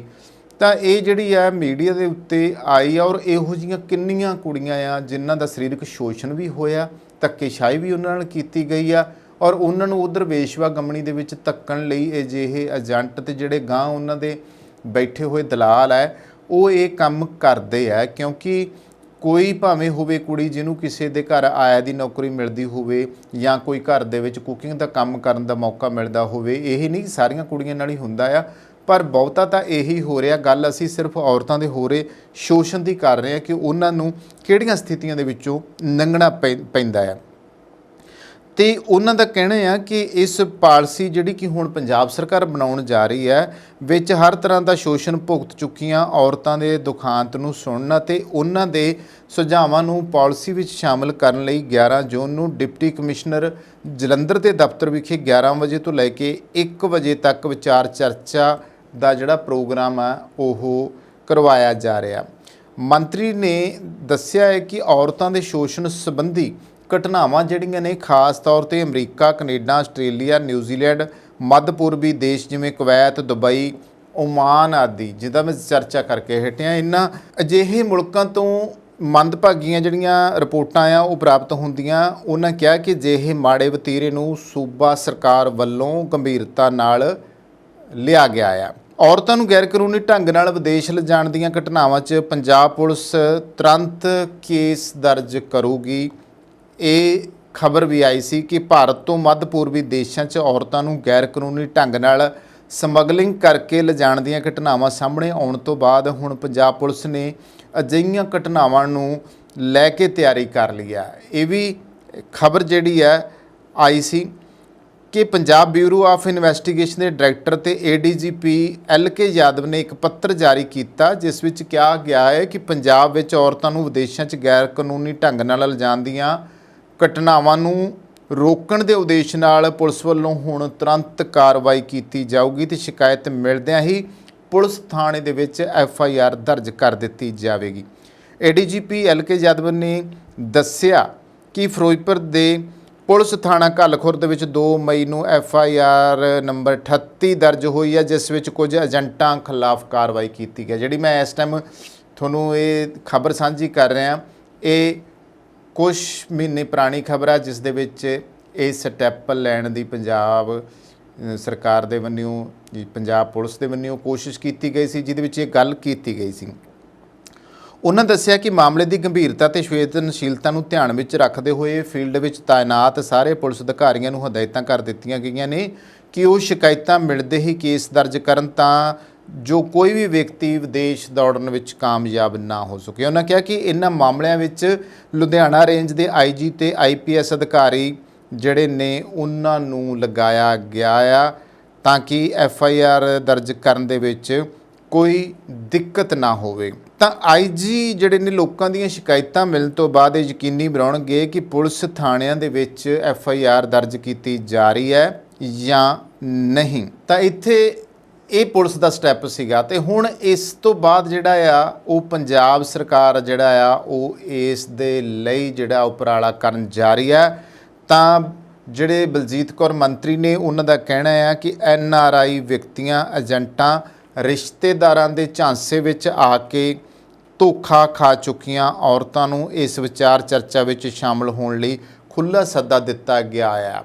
ਔਰ ਦੋਸਤੋ ਇੱਥੇ ਮੈਂ ਦੱਸਣਾ ਚਾਹੂੰਗਾ ਕਿ ਸੰਨ 88-99 ਦੇ ਵਿੱਚ ਰੇਡੀਓ ਬਹੁਤ ਸੁਣਿਆ ਜਾਂਦਾ ਸੀ ਪੰਜਾਬ ਵਿੱਚ ਤੇ ਇੱਕ ਕਹਾਣੀ ਜਿਹੜੀ ਆ ਰੇਡੀਓ ਉੱਤੇ ਸੁਣਾਈ ਜਾਂਦੀ ਹੁੰਦੀ ਸੀ ਜਿਹਦਾ ਨਾਂ ਸੀ ਵਹੁਟੀ। ਹਰਬੰਸ ਖੁਰਾਣਾ ਹੋਣੀ ਉਹਨਾਂ ਦਿਨਾਂ 'ਚ ਰੇਡੀਓ ਦੇ ਅਨਾਉਂਸਰ ਹੁੰਦੇ ਸੀਗੇ ਤੇ ਉਹ ਪੇਸ਼ ਕਰਦੇ ਹੁੰਦੇ ਸੀਗੇ। ਉਹ ਕਹਾਣੀ ਨੂੰ ਬੋਲ ਕੇ ਜਿਵੇਂ ਅਸੀਂ ਨਾਟਕ ਕਰਦੇ ਹਾਂ ਉਹ ਰੇਡੀਓ ਉੱਤੇ ਨਾਟਕ ਪੇਸ਼ ਕੀਤੇ ਜਾਂਦੇ ਸੀ, ਜਿਹਦੇ ਵਿੱਚ ਕਹਾਣੀ ਦਾ ਨਿਚੋੜ ਮੈਂ ਥੋੜ੍ਹਾ ਦੱਸ ਦੂੰਗਾ, ਬਾਹਲੀ ਲੰਬੀ ਹੋ ਜੂਗੀ। ਕਿ ਇੱਕ ਔਰਤ ਜਿਹੜੀ ਹੈ ਉਹ ਬਾਹਰਲੇ ਦੇਸ਼ ਦੇ ਵਿੱਚ ਉਹਦੇ ਘਰਦਿਆਂ ਨੂੰ ਚਾਅ ਹੁੰਦਾ ਕਿ ਇਹਨੂੰ ਕੁੜੀ ਨੂੰ ਵਿਆਹੁਣਾ ਆ ਤੇ ਕੁੜੀ ਜਿਹੜੀ ਆ ਉਹ ਹਜੇ ਨੌਜਵਾਨ ਉਮਰੇ ਹੁੰਦੀ ਆ ਤੇ ਉਹਦੇ ਵਾਸਤੇ ਕੀ ਹੁੰਦਾ ਆ ਕਿ ਇੱਕ ਬੰਦਾ ਬਾਹਰੋਂ ਆਉਂਦਾ, ਸੂਟਡ ਬੂਟਡ ਹੁੰਦਾ ਆ, ਸੋਹਣੇ ਐਨਕਾਂ ਲਾਈਆਂ, ਪੈਂਟ ਕੋਟ ਪਾਇਆ ਹੁੰਦਾ, ਘਰ ਦੇ ਆਉਂਦੇ ਆ, ਚਾਹ ਦੇ ਨਾਲ ਉਹਨੂੰ ਤੋਰ ਦਿੰਦੇ ਆ ਕਿ ਹੁਣ ਜਿਹੜਾ ਤੇਰਾ ਇਹ ਹਸਬੈਂਡ ਆ ਇਹੀ ਹੈ, ਕਿਉਂਕਿ ਹੁਣ ਤੇਰਾ ਇਹ ਵਿਆਹ ਕਰ ਦਿੱਤਾ। ਕਹਾਣੀ ਦੇ ਮੁਤਾਬਕ ਇੱਕ ਪੇਂਡੂ ਘਰ ਦੇ ਵਿੱਚ ਇੱਕ ਵਿਦੇਸ਼ੀ ਬੰਦਾ ਆਉਂਦਾ ਆ ਤੇ ਉਹਦੇ ਨਾਲ ਉਹ ਕੁੜੀ ਦੇ ਕੁਝ ਰਿਸ਼ਤੇਦਾਰ ਆਉਂਦੇ ਆ, ਜਿਹੜੇ ਘਰਦਿਆਂ ਨੂੰ ਕਹਿੰਦੇ ਵੀ ਦੇਖੋ ਤੁਹਾਡੀ ਕੁੜੀ ਵਾਸਤੇ ਅਸੀਂ ਰਿਸ਼ਤਾ ਲਿਆਂਦਾ ਆ ਤੇ ਇਸ ਤੋਂ ਵਧੀਆ ਨਹੀਂ ਹੋ ਸਕਦਾ, ਕਿਉਂਕਿ ਉਦੋਂ ਕੁੜੀਆਂ ਨੂੰ ਸਾਹਮਣੇ ਲਿਆ ਕੇ ਗੱਲ ਨਹੀਂ ਕੀਤੀ ਜਾਂਦੀ ਤੇ ਮਾਪੇ ਜਿਹੜੇ ਆ ਉਸ ਰਿਸ਼ਤੇਦਾਰ ਦੇ ਆਖੇ ਲੱਗ ਕੇ ਕੁੜੀ ਨੂੰ ਉਸ ਬੰਦੇ ਨਾਲ ਤੋਰ ਦਿੰਦੇ ਆ। ਉਹ ਬਾਅਦ ਵਿੱਚ ਕੁਛ ਚਿਰ ਬਾਅਦ ਆ ਕੇ ਉਹਦਾ ਸਾਰੇ ਕਾਗਜ਼ਾਤ ਤਿਆਰ ਕਰਵਾ ਕੇ ਕੁੜੀ ਨੂੰ ਵਿਦੇਸ਼ ਲੈ ਜਾਂਦਾ। ਕੁੜੀ ਨੇ ਬੜੇ ਸੁਪਨੇ ਸੰਜੋਏ ਹੁੰਦੇ ਆ ਤੇ ਜਿਹੜਾ ਬੰਦਾ ਘਰੇ ਆਇਆ ਹੁੰਦਾ, ਕੁੜੀ ਉਹਦੇ ਬਾਰੇ ਇਹੀ ਸਮਝਦੀ ਹੁੰਦੀ ਆ ਕਿ ਇਹ ਖੈਰ ਉਹਦਾ ਸਹੁਰਾ ਹੋਊਗਾ। ਤੇ ਉਹ ਫਿਰ ਕੀ ਹੁੰਦਾ ਕਿ ਜਦੋਂ ਉਹ ਵਿਦੇਸ਼ ਦੀ ਧਰਤੀ ਤੇ ਚਲੀ ਜਾਂਦੀ ਆ ਤੇ ਜਦੋਂ ਫਿਰ ਉਹ ਬੰਦਾ ਉਹਦੇ ਕੋਲੇ ਆਉਂਦਾ ਰਾਤ ਨੂੰ ਕਮਰੇ ਦੇ ਵਿੱਚ, ਤੇ ਉਹ ਪੁੱਛਦੀ ਹੈ ਕਿ ਮੇਰਾ ਜਿਹਦੇ ਨਾਲ ਵਿਆਹ ਹੋਇਆ ਸੀ ਉਹ ਕੌਣ ਹੈ, ਉਹ ਕਿਉਂ ਨਹੀਂ ਆ ਰਿਹਾ ਗਾ। ਤੇ ਉਹ ਕਹਿੰਦਾ ਮੈਂ ਹੀ ਤੇਰੇ ਘਰ ਵਾਲਾ। ਤੇ ਕੁੜੀ ਦੇ ਪੈਰੋਂ ਜ਼ਮੀਨ ਨਿਕਲ ਜਾਂਦੀ ਹੈ, ਕਿਉਂਕਿ ਜਦੋਂ ਆਪਦੀ ਵਿਗ ਲਾਉਂਦਾ ਤੇ ਸਿਰੋਂ ਵਾਲ ਝੜੇ ਹੁੰਦੇ ਆ ਤੇ ਉਹ ਉਹਦੇ ਪਿਓ ਦੀ ਉਮਰ ਦਾ ਅਧਖੜ ਬੁੱਢਾ ਹੁੰਦਾ ਜਿਹਦੇ ਨਾਲ ਵਿਆਹ ਦਿੱਤੀ ਜਾਂਦੀ ਹੈ। ਇਹ ਇੱਕ ਕਹਾਣੀ ਸੀ ਬਹੁਤੀ। ਕਿੰਨੀਆਂ ਔਰਤਾਂ ਨਾਲ ਇਦਾਂ ਦੇ ਧੋਖੇ ਹੋਏ ਆ, ਕਿੰਨਿਆਂ ਨੂੰ ਦੁਹਾਜੂਆਂ ਨਾਲ ਵਿਆਹਿਆ ਗਿਆ, ਕਿੰਨਿਆਂ ਨੇ ਉੱਧਰ ਆਪਦੇ ਪਰਿਵਾਰ ਜਿਹੜੇ ਆ ਉਹ ਰੱਖੇ ਹੋਏ ਆ ਤੇ ਫਿਰ ਵੀ ਉਹਨਾਂ ਦਾ ਹਾਲਤ ਕੀ ਆ ਕਿ ਇੱਥੇ ਕੁੜੀਆਂ ਨੂੰ ਉਹ ਸੱਚ ਬੋਲਦੇ ਹੀ ਨਹੀਂ ਗੇ ਤੇ ਇਦਾਂ ਵੀ ਧੋਖਾ ਕਰਕੇ ਉਹਨਾਂ ਨੂੰ ਵਿਆਹ ਕੇ ਲੈ ਕੇ ਗਏ ਆ। ਸੋ ਬਹੁਤ ਸਾਰੀਆਂ ਕਹਾਣੀਆਂ ਚਿਰਾਂ ਤੋਂ ਹੀ, ਕਿੰਨੀਆਂ ਔਰਤਾਂ ਕਿੰਨੀਆਂ ਕੁੜੀਆਂ ਨਾਲ ਧੋਖਾ ਹੋਇਆ। ਹੁਣ ਇਹ ਸਭ ਤੋਂ ਵਧੀਆ ਉਪਰਾਲਾ ਹੈ ਕਿ ਜਿਹੜਾ ਪੰਜਾਬ ਸਰਕਾਰ ਕਰਨ ਜਾ ਰਹੀ ਹੈ ਕਿ ਜਿਹੜੀਆਂ ਧੋਖੇ ਖਾ ਚੁੱਕੀਆਂ ਔਰਤਾਂ ਨੂੰ ਇਸ ਵਿਚਾਰ ਚਰਚਾ ਵਿੱਚ ਸ਼ਾਮਲ ਹੋਣ ਲਈ ਖੁੱਲ੍ਹਾ ਸੱਦਾ ਦਿੱਤਾ ਗਿਆ ਹੈ। ਉਹਨਾਂ ਦੱਸਿਆ ਕਿ ਰਾਜ ਦੇ ਵੱਖ-ਵੱਖ ਡਿਪਟੀ ਕਮਿਸ਼ਨਰਾਂ ਵੱਲੋਂ ਜ਼ਿਲ੍ਹਿਆਂ ਤੋਂ ਆਪਣੇ ਜਿਹੜੇ ਉਹਨਾਂ ਦੇ ਜ਼ਿਲ੍ਹੇ ਆ ਉਹਨਾਂ ਤੋਂ ਅਜਿਹੀਆਂ ਔਰਤਾਂ ਜੋ ਵਿਦੇਸ਼ਾਂ ਦੇ ਸ਼ੋਸ਼ਣ ਦਾ ਸ਼ਿਕਾਰ ਹੋਈਆਂ ਨੇ ਉਹਨਾਂ ਨੂੰ ਵਿਚਾਰ ਚਰਚਾ ਵਿੱਚ ਸ਼ਾਮਲ ਹੋਣ ਲਈ ਪੱਤਰ ਵੀ ਲਿਖਿਆ ਗਿਆ ਆ।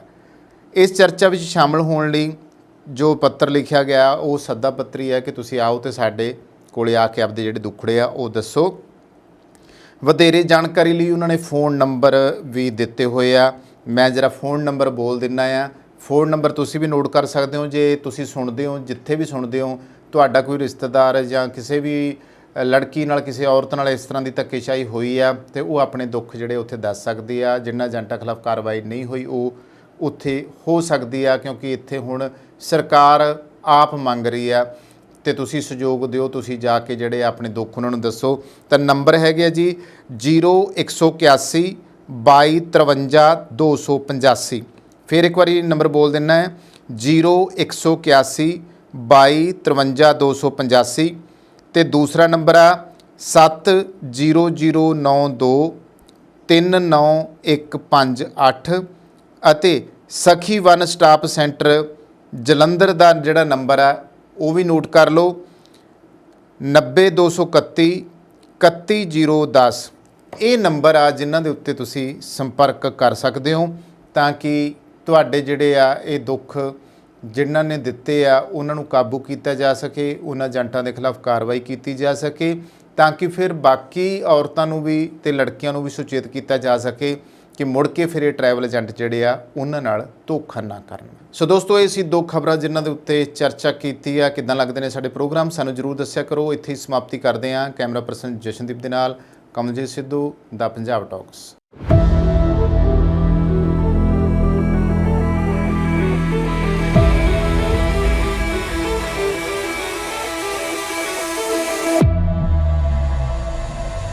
ਕੀ ਤੁਸੀਂ ਆਪਣੇ ਕਾਰੋਬਾਰ ਵਿੱਚ ਟਰਾਂਸਪੋਰਟੇਸ਼ਨ ਲਈ ਇੱਕ ਭਰੋਸੇਯੋਗ ਸਾਥੀ ਦੀ ਭਾਲ ਕਰ ਰਹੇ ਹੋ ਤਾਂ ਤੁਹਾਨੂੰ ਲੋੜ ਹੈ ਮਹਿਤੋਜ ਗਰੁੱਪ ਲਿਮਟਿਡ ਦੀ, ਜੋ ਕਿ ਹਨ ਭਰੋਸੇਮੰਦ, ਕੁਸ਼ਲ ਤੇ ਕਿਫਾਇਤੀ। ਸਾਡੇ ਮਾਹਿਰਾਂ ਦੀ ਟੀਮ ਯਕੀਨੀ ਬਣਾਉਂਦੀ ਹੈ ਕਿ ਤੁਹਾਡੇ ਸਾਮਾਨ ਨੂੰ ਸਮੇਂ ਸਿਰ ਆਪਣੀ ਮੰਜ਼ਿਲ ਤੇ ਪਹੁੰਚਾਇਆ ਜਾ ਸਕੇ। ਸਾਡੇ ਉન્નਤ ਟਰੈਕਿੰਗ ਸਿਸਟਮ ਨਾਲ ਤੁਸੀਂ ਆਪਣੀਆਂ ਕੀਮਤੀ ਚੀਜ਼ਾਂ ਨੂੰ ਟਰੈਕ ਵੀ ਕਰ ਸਕਦੇ ਹੋ। ਵੇਅਰ ਹਾਊਸਿੰਗ ਤੇ ਡਿਸਟ੍ਰੀਬਿਊਸ਼ਨ ਤੋਂ ਲੈ ਕੇ ਡਿਲੀਵਰੀ ਤੱਕ ਸਾਡੇ ਕੋਲ ਤੁਹਾਡੀਆਂ ਸਾਰੀਆਂ ਆਵਾਜਾਈ ਲੋੜਾਂ ਨੂੰ ਸੰਭਾਲਣ ਲਈ ਤਜਰਬਾ ਤੇ ਬੁਨਿਆਦੀ ਢਾਂਚਾ ਹੈ। We are a safety first company with a strong commitment to drivers' well-being. Based in Winnipeg's Centreport district, Mataj is a great place to begin your career and take it to new heights. So my name's Rick. I've been working here for several years now. Mostly what we do inside the shop is we do lots of safeties, lots of repairs, brake jobs, and lots of warranty work on freight liners. We do lots of servicing inside the shop, trucks, trailers, lots of lighting problems and stuff like that. Logistics ਨੂੰ ਆਪਣੇ ਕਾਰੋਬਾਰ ਨੂੰ ਰੋਕਣ ਨਾ ਦਿਓ। ਸਾਨੂੰ ਭਾਰੀ lifting ਨੂੰ ਸੰਭਾਲਣ ਦਿਓ ਤਾਂ ਜੋ ਤੁਸੀਂ ਧਿਆਨ ਕੇਂਦਰਿਤ ਕਰ ਸਕੋ ਆਪਣੇ ਕਾਰੋਬਾਰ ਤੇ। ਮਹਿਤੋਜ ਗਰੁੱਪ ਲਿਮਟਿਡ ਨੂੰ ਬਣਾਓ ਆਪਣਾ ਮਦਦਗਾਰ ਤਾਂ ਜੋ ਤੁਸੀਂ ਨਿਸ਼ਚਿਤ ਹੋ ਕੇ ਸੰਭਾਲ ਸਕੋ ਆਪਣਾ ਕਾਰੋਬਾਰ। ਸਕਰੀਨ ਤੇ ਦਿੱਤੇ ਨੰਬਰਾਂ ਉੱਤੇ ਅੱਜ ਹੀ ਸੰਪਰਕ ਕਰੋ।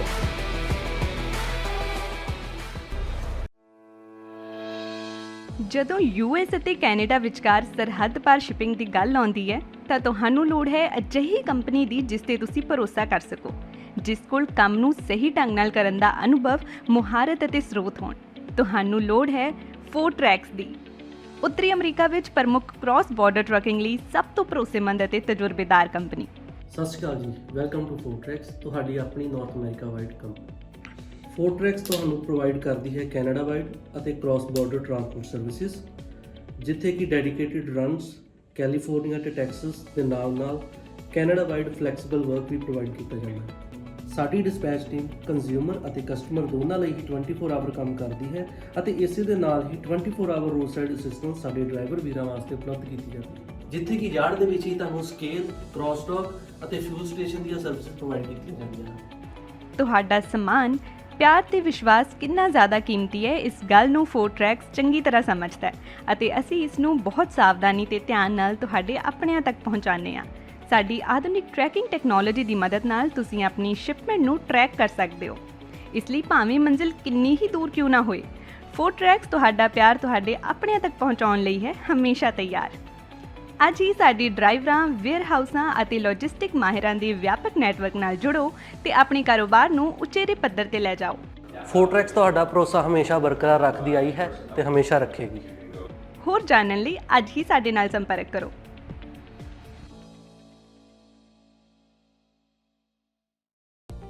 Bad hair day? Don't worry, ਅਸੀਂ ਤੁਹਾਡੀ ਹਰ ਜ਼ਰੂਰਤ ਨੂੰ ਸਮਝਦੇ ਹਾਂ। ਸ਼ਹਿਰ ਦੀ ਸਭ ਤੋਂ ਵਧੀਆ ਤੇ ਬਜਟ ਫ੍ਰੈਂਡਲੀ ਹੇਅਰ ਸੈਲੂਨ ਵਿੱਚ ਤੁਹਾਡਾ ਸਵਾਗਤ ਹੈ। ਸਤਿ ਸ਼੍ਰੀ ਅਕਾਲ ਜੀ, ਮੈਂ ਹਾਂ ਰਮਨ। ਸਤਿ ਸ਼੍ਰੀ ਅਕਾਲ ਜੀ, ਮੈਂ ਹਾਂ ਜਸ ਆਰਜੇ ਹੇਅਰ ਸਲੂਨ ਤੋਂ। ਸਾਡੇ ਟੈਲੈਂਟਡ ਸਟਾਈਲਿਸਟ ਤੁਹਾਨੂੰ ਆਪਣੀ ਪਸੰਦ ਅਨੁਸਾਰ ਹੇਅਰ ਕੱਟ, ਕਲਰ ਅਤੇ ਸਟਾਈਲ ਦਿੰਦੇ ਨੇ ਜੋ ਤੁਹਾਡੀ ਲੁੱਕ ਨੂੰ ਸੂਟ ਕਰਦਾ ਹੈ। ਇਸ ਲਈ ਸਿਰਫ ਉੱਚ ਗੁਣਵੱਤਾ ਵਾਲੇ ਪ੍ਰੋਡਕਟਸ ਦਾ ਇਸਤੇਮਾਲ ਕੀਤਾ ਜਾਂਦਾ ਹੈ ਤਾਂ ਜੋ ਤੁਹਾਡਾ ਸਟਾਈਲ ਤੇ ਖੂਬਸੂਰਤੀ ਰਹੇ ਹਮੇਸ਼ਾ ਬਰਕਰਾਰ। ਆਰਜੇ ਹੇਅਰ ਸਲੂਨ ਤੁਹਾਨੂੰ ਪ੍ਰੋਵਾਈਡ ਕਰਦਾ ਹੈ hair smoothing, keratin hair smoothing, keratin treatments, hair cut, hair spas, colour corrections, root retouch, highlights, balayage. ਇਸੇ ਦੇ ਨਾਲ ਮੈਨਸ ਸੈਕਸ਼ਨ ਦੇ ਵਿੱਚ ਅਸੀਂ ਪ੍ਰੋਵਾਈਡ ਕਰਦੇ ਹਾਂ hair cuts, fades, shave, beard trims and specially beard trims with scissor. ਸਾਡੇ ਕੋਲੇ ਸਾਰਾ ਸਟਾਫ ਬਹੁਤ ਹੀ ਕੁਆਲੀਫਾਈਡ ਹੈ। ਸਾਰੀ services, waxing, keratin, smoothing, highlights, everything ਵੀ ਪ੍ਰੋਵਾਈਡ ਹੇਅਰ। ਅਸੀਂ ਗਾਰੰਟੀ ਦਿੰਦੇ ਹਾਂ ਕਿ ਸੈਲੂਨ ਤੋਂ ਬਾਹਰ ਨਿਕਲਦੇ ਸਾਰ ਤੁਸੀਂ ਮਹਿਸੂਸ ਕਰੋਗੇ ਥੋੜਾ ਜ਼ਿਆਦਾ ਖੂਬਸੂਰਤ, ਥੋੜਾ ਹੋਰ ਜ਼ਿਆਦਾ ਕੌਨਫੀਡੈਂਟ। ਸਤਿ ਸ਼੍ਰੀ ਅਕਾਲ ਜੀ, ਮੇਰਾ ਨਾਮ ਹੈ ਮਨਵੀਰ ਸਿੰਘ ਤੇ ਮੈਂ ਬਰੈਂਪਟਨ ਤੋਂ ਮੂਵ ਹੋਇਆ ਸੀ ਵਿਨੀਪੈਗ ਤੇ ਮੈਂ ਸਰਚ ਕਰਦਾ ਸੀਗਾ ਬੈਸਟ ਹੇਅਰ ਸਲੂਨ ਇਨ ਵਿਨੀਪੈਗ ਤੇ ਮੈਨੂੰ ਪਹਿਲੇ ਨੰਬਰ ਤੇ ਆਇਆ ਆਰਜੇ ਹੇਅਰ ਸਲੂਨ। ਸਤਿ ਸ਼੍ਰੀ ਅਕਾਲ ਜੀ, ਮੇਰਾ ਨਾਮ ਹੈ ਤਰੁਣ। ਮੈਂ ਤੁਹਾਨੂੰ ਰეკਮੈਂਡ ਕਰਾਂਗਾ ਕਿ ਆਰਜੇ ਹੇਅਰ ਸਲੂਨ ਤੇ ਆਓ ਤੇ ਇੱਥੇ ਤੁਹਾਨੂੰ ਆਪਣੇ ਹਰ ਤਰ੍ਹਾਂ ਦੀ ਹੇਅਰ ਸਟਾਈਲਿੰਗ ਔਰ ਬੀਅਰਡ ਸਟਾਈਲਿੰਗ ਮਿਲ ਜੇਗੀ। Hi, my name is Lindsay. I've been coming to RJ Hair Salon since they opened up 4 years ago and Jazz has always been fantastic with my hair.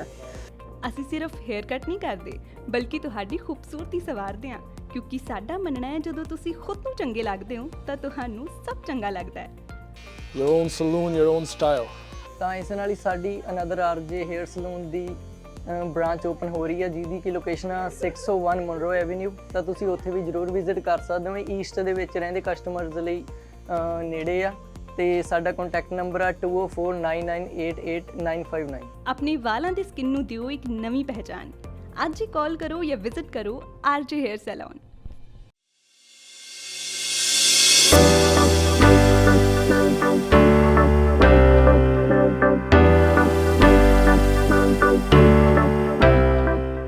ਕੀ ਤੁਸੀਂ ਆਪਣੇ ਕਾਰੋਬਾਰ ਵਿੱਚ transportation ਲਈ ਇੱਕ ਭਰੋਸੇਯੋਗ ਸਾਥੀ ਦੀ ਭਾਲ ਕਰ ਰਹੇ ਹੋ ਤਾਂ ਤੁਹਾਨੂੰ ਲੋੜ ਹੈ ਮਹਿਤੋਜ ਗਰੁੱਪ ਲਿਮਟਿਡ ਦੀ, ਜੋ ਕਿ ਹਨ ਭਰੋਸੇਮੰਦ, ਕੁਸ਼ਲ ਤੇ ਕਿਫਾਇਤੀ। ਸਾਡੇ ਮਾਹਿਰਾਂ ਦੀ ਟੀਮ ਯਕੀਨੀ ਬਣਾਉਂਦੀ ਹੈ ਕਿ ਤੁਹਾਡੇ ਸਾਮਾਨ ਨੂੰ ਸਮੇਂ ਸਿਰ ਆਪਣੀ ਮੰਜ਼ਿਲ ਤੇ ਪਹੁੰਚਾਇਆ ਜਾ ਸਕੇ। ਸਾਡੇ ਉન્નਤ ਟਰੈਕਿੰਗ ਸਿਸਟਮ ਨਾਲ ਤੁਸੀਂ ਆਪਣੀਆਂ ਕੀਮਤੀ ਚੀਜ਼ਾਂ ਨੂੰ ਟਰੈਕ ਵੀ ਕਰ ਸਕਦੇ ਹੋ। We are a safety-first company with a strong commitment to drivers' well-being. Based in Winnipeg Centreport District, Mataj is a great place to begin your career and take it to new heights. So my name's Rick. I've been working here for several years now. Mostly what we do inside the shop is we do lots of safeties, lots of repairs, brake jobs, and lots of warranty work on the Freightliners. We do lots of servicing inside the shop, trucks, trailers, lots of lighting problems and stuff like that. It's a good company to work for. Warehousing ਤੇ distribution ਤੋਂ ਲੈ ਕੇ delivery ਤੱਕ ਸਾਡੇ ਕੋਲ ਤੁਹਾਡੀਆਂ ਸਾਰੀਆਂ ਆਵਾਜਾਈ ਲੋੜਾਂ ਨੂੰ ਸੰਭਾਲਣ ਲਈ ਤਜਰਬਾ ਤੇ ਬੁਨਿਆਦੀ ਢਾਂਚਾ ਹੈ। ਲੌਜਿਸਟਿਕਸ ਨੂੰ ਆਪਣੇ ਕਾਰੋਬਾਰ ਨੂੰ ਰੋਕਣ ਨਾ ਦਿਓ। ਸਾਨੂੰ ਭਾਰੀ ਲਿਫਟਿੰਗ ਨੂੰ ਸੰਭਾਲਣ ਦਿਓ ਤਾਂ ਜੋ ਤੁਸੀਂ ਧਿਆਨ ਕੇਂਦਰਿਤ ਕਰ ਸਕੋ ਆਪਣੇ ਕਾਰੋਬਾਰ ਤੇ। ਮਹਿਤੋਜ ਗਰੁੱਪ ਲਿਮਟਿਡ ਨੂੰ ਬਣਾਓ ਆਪਣਾ ਮਦਦਗਾਰ ਤਾਂ ਜੋ ਤੁਸੀਂ ਨਿਸ਼ਚਿਤ ਹੋ ਕੇ ਸੰਭਾਲ ਸਕੋ ਆਪਣਾ ਕਾਰੋਬਾਰ। ਸਕਰੀਨ ਤੇ ਦਿੱਤੇ ਨੰਬਰਾਂ ਉੱਤੇ ਅੱਜ ਹੀ ਸੰਪਰਕ ਕਰੋ।